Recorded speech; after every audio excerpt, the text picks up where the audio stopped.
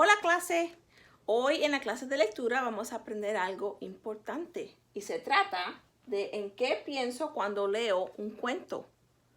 Hay diferentes cosas en las que debes de pensar cuando escuches o lees un cuento. Las primeras se tratan de las palabras que preguntan diferentes cosas acerca del cuento. Por ejemplo, ¿quién está en el cuento? ¿Son animalitos? ¿Son personas? ¿Cuáles son los personajes del cuento? ¿Qué pasa en ese cuento? ¿Cuáles son los eventos que se llevan a cabo en el cuento? ¿Dónde pasa el cuento? El ambiente. ¿El cuento es afuera, adentro, en el bosque, en una escuela? También debe de pensar en cuándo pasa el cuento. ¿Es de día o es de noche? ¿Es hoy en día o es muchos años atrás? Y también otra palabra de preguntar es ¿cómo?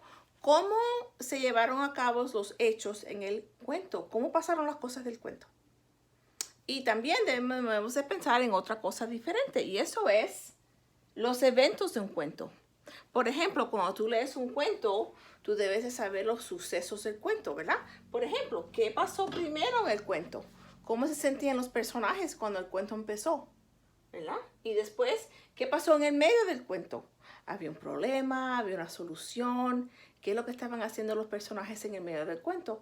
Y por último, debes de pensar en qué pasó al final del cuento, a lo último.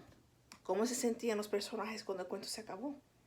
Okay, hoy cuando escuches el cuento que vas a escuchar, yo quiero que pienses en todas esas cosas importantes.